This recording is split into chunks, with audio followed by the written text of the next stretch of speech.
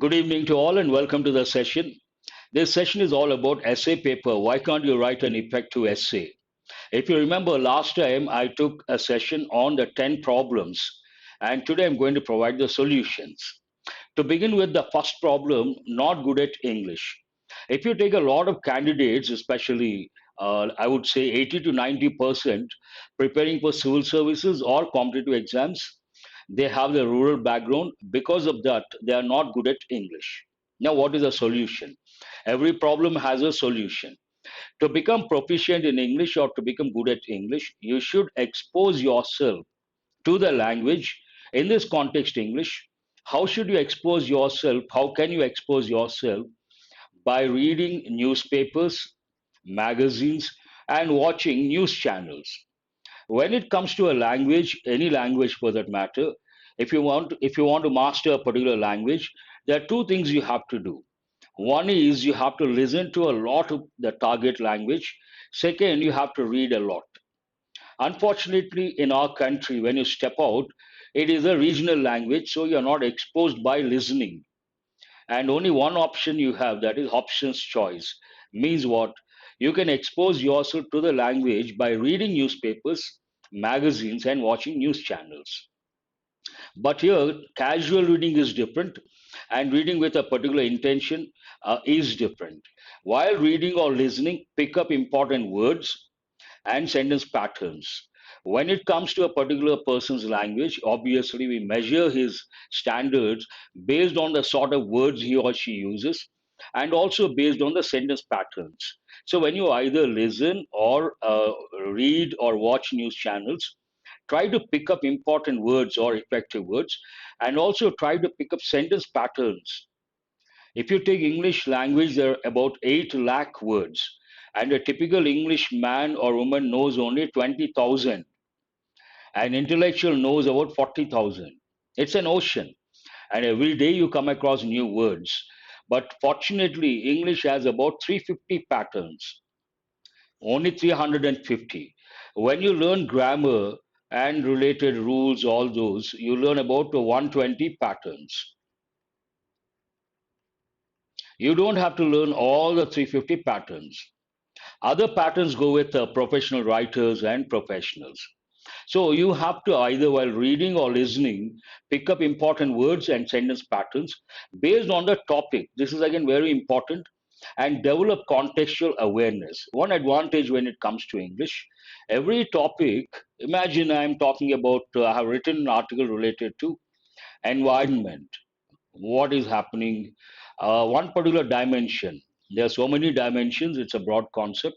And if you take one particular dimension, loss of habitat and endangered species, extinct species, then I will use about 10 to 15 words which are known as lexical terms.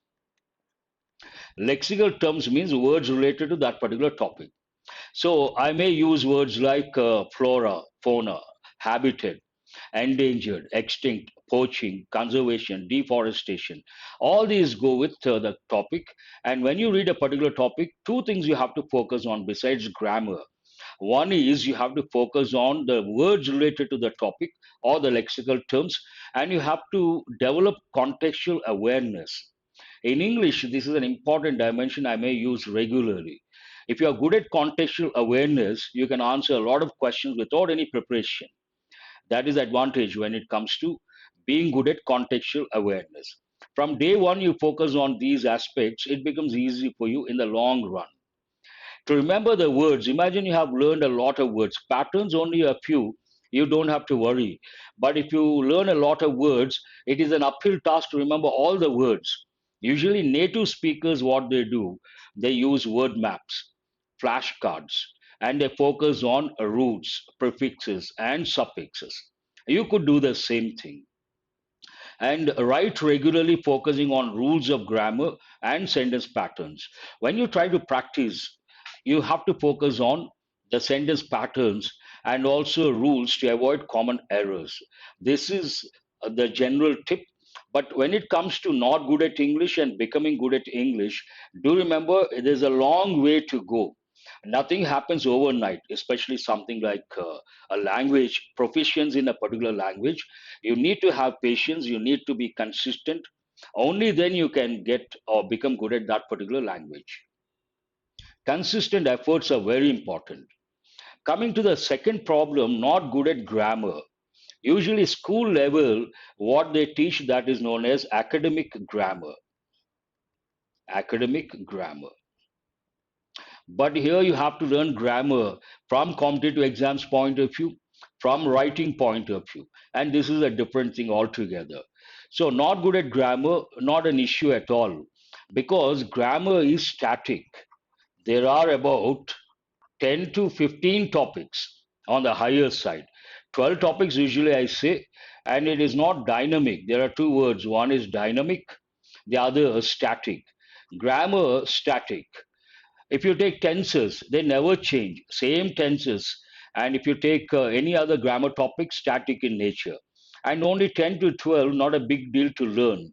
Learn the basics of grammar. And one more thing, you don't have to learn the entire grammar. What is relevant from the exam point of view? What is relevant from writing point of view? You have to learn. For that, learn grammar rules to write grammatically correct sentences and to avoid common errors. A lot of common errors, people make mistakes, so you should not make the same mistake. Focus on topics that deal with sentence patterns. One thing, you have to focus on grammar rules, and at the same time, you have to learn the common errors and avoid those common errors. Second important dimension, focus on topics that deal with sentence patterns. Tenses deal with sentence patterns. Active voice, passive voice, that topic deals with sentence patterns. Conditionals, an important topic, deals with sentence patterns. These you need in the exam while writing an effective essay. And apply grammar rules in your writing and speaking. Either when you write or speak, try to use those grammar rules intentionally and deliberately. Also, while reading, pay attention to grammar in the articles you read. Imagine when you read the Hindu editorial, you come across a sentence pattern which resembles present perfect tense, and quite often they use present perfect. Then you have to tell yourself, this sentence isn't present perfect, active voice or passive voice. Every day when you read, you try to focus on grammar besides comprehension. That will help in the long run. Analyze sentence structures and punctuation usage. This is also an important thing. The third problem, not good at expanding sentences. This is the major issue because when it comes to civil services mains essay paper, you have to write an essay of about 1200 words. That is a daunting task, an uphill task, not at all easy.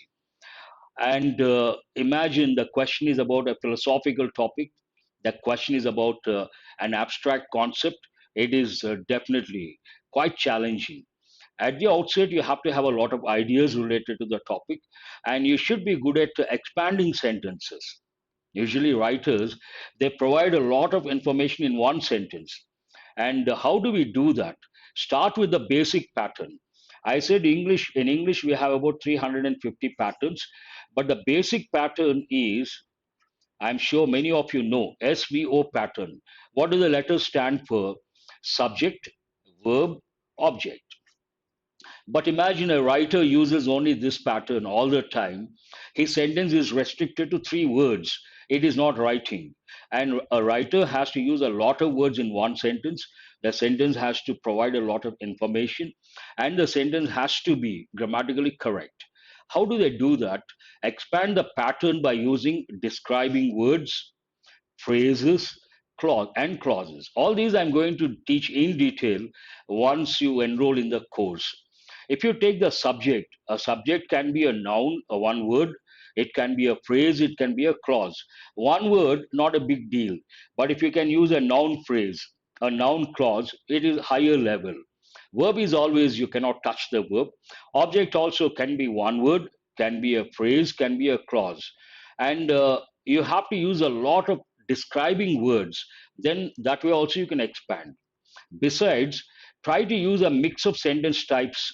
In English, broadly, we have three types of sentences: simple, compound, complex, and try to use on and off different types of sentence types and to keep your writing engaging. Use coordinating conjunctions. All these go with grammar part. Once you enroll in the course, you understand. Today, you may not understand coordinating conjunctions, subordinating conjunctions, transitional words to connect and expand your sentences. That is very important. Otherwise, when it comes to writing, there's an important word you all should know: coherence. Coherence means smooth and logical flow of sentences.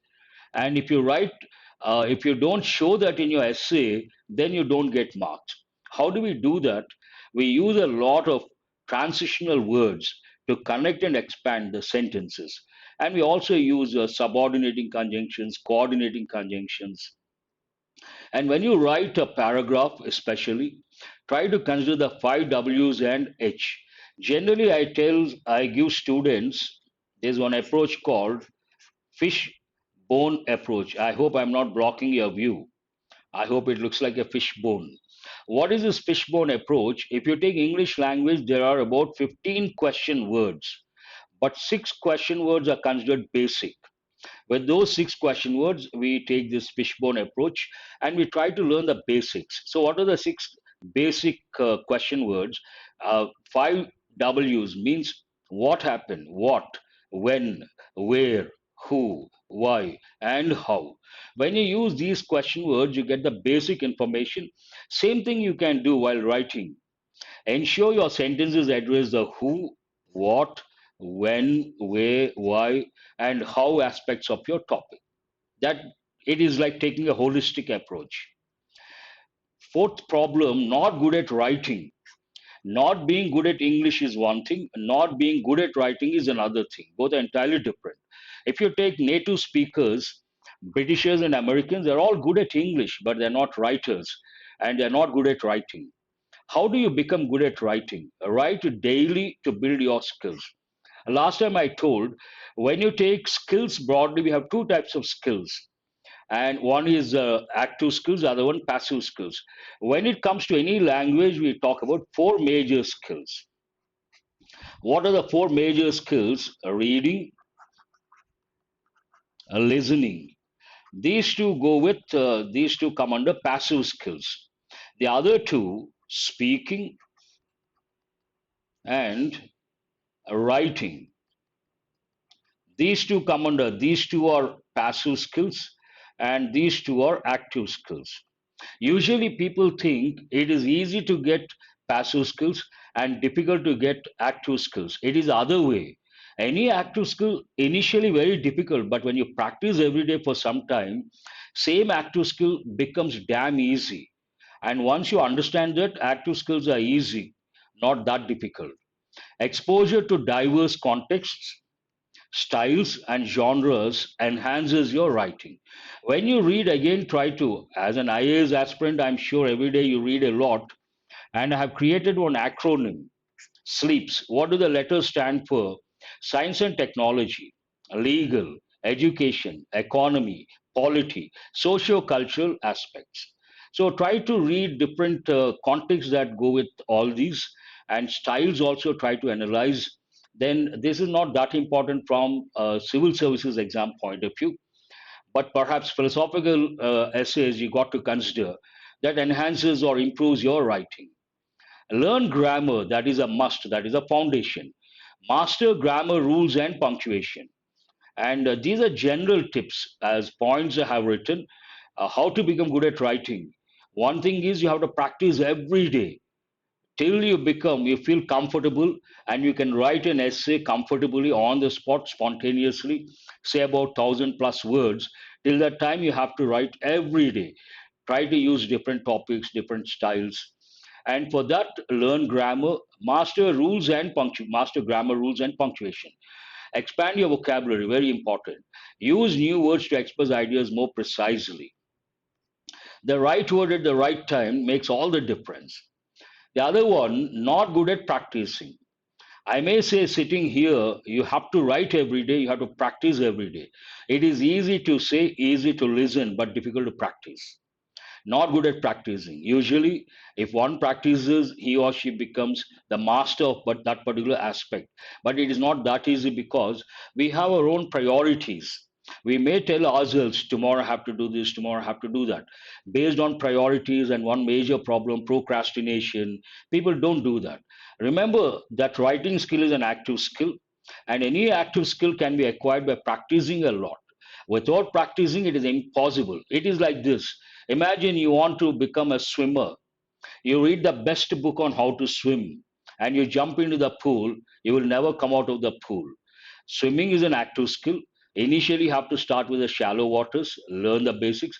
Slowly, you have to go to the deep waters. Writing also, every day you have to write. Initially, you may make a lot of mistakes. You may have the writer's block. Even one sentence you may find it difficult to produce.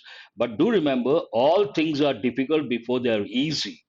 Initially, everything is difficult. When you practice a lot, the same difficult thing becomes easy.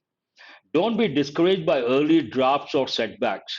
You may find it very difficult to write and you may make a lot of mistakes. They're part of the learning process. Slowly, initially 10 mistakes or 100 mistakes. Slowly, the number comes down, then 80, then 60, then 40. Eventually, you may write an essay without any errors. That is possible. Problem number six, not good at understanding. 1 to 5 deal with the language aspect. 6 up from the sixth one, the problems deal with reading the question and writing an effective essay. What is the sixth one? It is a transition stage. Not good at understanding the keywords. In English, fortunately, when we ask a question, in the question there is a keyword and usually answer is in the answer also you find the same keyword. To make you understand, I'm giving a very simple example. If someone asks you what's your name, what is the key word here, name? You answer my name is. Where do you live? I live. So the key words are repeated. Every question you come across the key words. Again you may ask, so what are these key words? How do we identify? If you take all the words in English language, broadly they are grouped into two groups. One, structural words, structural words. The other, content words. When you read a question or when you read an article, you should not focus on structural words. You have to focus on the second group. And what comes here, as I said, if you take English language, there are about 8 lakh words. All these 8 lakh words are nothing but 8 parts of speech except a and the. They are articles. And all the 8 parts of speech, again, two groups. One group, structural words, pronouns, usually we consider that, prepositions, conjunctions, interjections. You don't have to focus. But the second group, the more, what are these structural words? Words with a function. What are content words? Words with a meaning. And what do we have here? We have nouns, verbs, adjectives, adverbs. And when you read a question, you have to focus on these nouns, verbs, adjectives, adverbs. Understanding the key words in a question is crucial for providing accurate and relevant answer. I told last time also, generally what happens when a person reads a question under pressure, assumes something and writes what he or she knows, that is not going to help. First, you have to understand the question based on the keywords, and you have to write what is expected based on the question. And your answer should be accurate based on the question, based on the keywords, and relevant. It should be relevant. These two things may look very simple, but when it comes to writing, usually people go off their track. You got to be very careful. The keywords are often nouns, verbs, adjectives, or adverbs. That's what I've just said. Determine the type of question being asked. This is again very important, very useful. Is it a factual question based on who, what, when, where? Usually, essay, you may not come across this. A descriptive question based on how, why, a comparison question, compare and contrast, or an opinion based question, do you agree? What is your opinion? These last two are very important, especially the last one. Pay attention to modifiers such as not, always, sometimes, most, usually, always. The words make a lot of difference. And if you don't look at these words carefully, then again you may go off the track. These words can significantly alter the meaning of a question. So when you read the question, you got to read very carefully. Now, problem number seven, not good at brainstorming. Imagine you are good at all the language skills. That is one thing. Then you read the question, you focused on the keywords. Then you cannot, you understood the keywords. Then you should not start writing the essay. Before you start writing, there's an important thing one has to do. What is it? Brainstorming. Many candidates say, "So, what is this brainstorming? Not good at brainstorming." Here you get an idea. Brainstorming is a crucial step in the essay writing process. It makes or breaks your essay. What is this brainstorming? Read the question and ensure that you fully comprehend. Comprehend means understand what is being asked. And how do you do that? Based on the keywords, identify the keywords. Then, after that, once you feel you have understood the question based on the keywords, allot about 5 to 10 minutes. Start with a timed free writing exercise. Brainstorming is nothing but free writing exercise, jotting down the points freely, whatever comes to your mind, and write down any thoughts, ideas, or associations that come to mind in response to the question. Just let your thoughts flow. You should not restrict based on the question, based on the key words. Allot 10 minutes or 15 minutes. Allow whatever comes to your mind. Don't stop, don't restrict, and make a note. After that, using all those key ideas, create a mind map. Write the main topic or question in the center. What is a mind map? I'm sure you all know. Take the topic and draw lines in different directions. Again, related points, you can do that. The mind map concept was given by a person called Tony Buzan. He is quite popular in the Western Hemisphere. He conducts workshops on memory. He has written a lot of books on memory techniques. One of the techniques, this mind mapping, he has given, and a very useful technique. You have to. He also suggests you have to use different colors. Write the main topic or question in the center and branch out with related concepts, keywords, and subtopics. Keep what is relevant. Initially, whatever you get, don't stop. But after that, once you create a mind map based on the question, based on the keywords, you should keep what is relevant and strike off what is not relevant. That is very important. Not good at brainstorming, continuation. Organize your brainstormed ideas into categories or groups. Generally, here, imagine you got 20 ideas. Last time also I told, and you feel they belong to, you can create four groups, each group about five words, five ideas. And you have to develop each group into a paragraph, into categories or groups to help you see patterns and connections based on the question. This can assist in developing clear essay sections or paragraphs. As I said, when you group your ideas, those groups can be developed into paragraphs.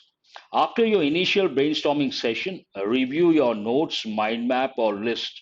Go through and make sure everything is based on the keywords in the question. Refine your ideas and choose the most promising ones to include in your essay. Again, prioritize.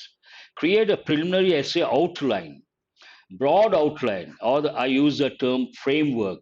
Where do you want to start? What is the body? In the body, how many paragraphs? An introduction, conclusion. The broad framework you should have. Outline using your brainstorm ideas as a guide. This outline will serve as a blueprint for your essay structure. Structure is very important before you start writing. Not good at structuring the essay. Another problem. Next level. First, not getting the keywords in the question, not able to brainstorm, then not able to structure after the brainstorming session. Structuring your essay after a brainstorming session is essential to ensure that your ideas flow logically and coherently. As I said, when it comes to writing, there's an important word you all have to know. Coherence means what? Smooth and logical flow of sentences. And here, broad framework, I'm sure you all know, everyone says the same thing. What is the broad framework of an essay? Introduction, body, usually four or five paragraphs, and conclusion. Introduction, start with an engaging hook or attention grabbing statement to draw the reader in.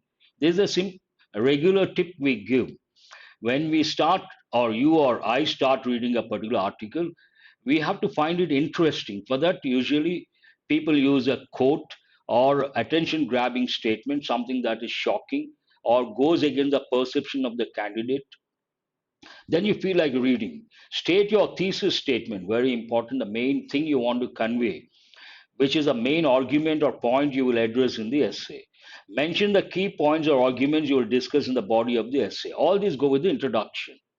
Coming to the body, each body paragraph should focus on one key point or argument that supports your thesis. If you remember last time I told the structure of a paragraph, every paragraph has only one main idea, and the sentence with that main idea is called the topic sentence. Other sentences support that topic sentence or the sentence with the main idea. Each body paragraph should focus on one key point or one topic sentence or argument that supports your thesis. Start each paragraph with a clear topic sentence that introduces the main idea of the paragraph. Then you have to support that statement, justify that statement. How do you do that? Provide evidence, examples, quotes that support your argument in the paragraph. Use transitional words and phrases to ensure smooth transitions between paragraphs and ideas. How do we do that transition? There is a concept called, in the syllabus, there is one session, link words. When it comes to writing the 10 concepts, I'm going to teach all the 10 concepts. Based on the 10 concepts, we have a lot of link words. And why do we use link words? They are very useful when it comes to transition. For example, I may say, last time also I told, Hyderabad is growing by leaps and bounds. That's a statement. Leaps and bounds means rapidly. However, the development or the growth is lopsided. So, what is the transition word? However, the growth is lopsided, uneven. And conclusion, restate your thesis statement in different words. Don't repeat the words, summarizing the main points made in your essay. Not good at paragraph writing. In my opinion, this is not that difficult. Once you become good at paragraph writing, you write about 5 or 6 paragraphs. Obviously, with those paragraphs, introduction, conclusion, you have a good essay in your hand. Writing effective paragraphs is essential for clear and coherent communication in essays, reports, other types of writing. But here we are talking about essays. Start each paragraph with a clear and concise topic sentence. Already I have said that. This sentence should convey the main point or idea of the paragraph. Ensure that all other sentences within the paragraph relate to the topic sentence and support the main idea. We call those sentences supporting sentences. What is the structure of a paragraph? Any paragraph has one topic sentence, the sentence with the main idea, 4 or 5 supporting sentences that support the topic sentence, and the concluding sentence. Avoid introducing unrelated or off topic information. Here you got to be very careful. Based on the broad framework, you have to take the reader in a systematic way. But while writing, generally what happens, we may go off the track. You should not allow that to happen. Not good at paragraph writing, continuation. Use transitional words and phrases to create smooth transitions between sentences and ideas within the paragraph. This helps maintain a logical flow of thought. Include evidence, examples, or details that support and illustrate your main point. This adds depth and credibility to your paragraph. Whatever you say in your every paragraph, you have to substantiate, you have to justify. How can we substantiate, how can we justify? By providing evidence, examples, facts, figures, and only then there is a validity to the topic sentence. Without any justification, without providing examples of facts and figures, the statement has no meaning whatsoever. Coming to the last problem, I'm going to take a separate session. This is not I can teach in 10 or 15 minutes. There are 2 dimensions. Last time I told the problem, not good at presenting the facts and figures. But once you read, you can present the facts and figures, not a big deal. Say that time itself I said the other dimension, not good at writing physical, philosophical or abstract essays. This is something not easy, and a separate session I'm going to take. So first, I would, before I conclude, I wind up. First, I talked about the 10 problems, And today I've touched the solutions for all those 10 problems, 10 problems, 10 solutions. With this awareness, you can start your journey. And essay writing or writing skill, it is not something that happens overnight. It takes a lot of time, and you got to practice every day with a positive attitude. You have to evaluate, you have to monitor your progress, and only then, over a period of time, you become a good writer. In this context, you can write an effective essay and you can get good marks. And essay makes or breaks your selection. You all know that. That's all. Thank you very much.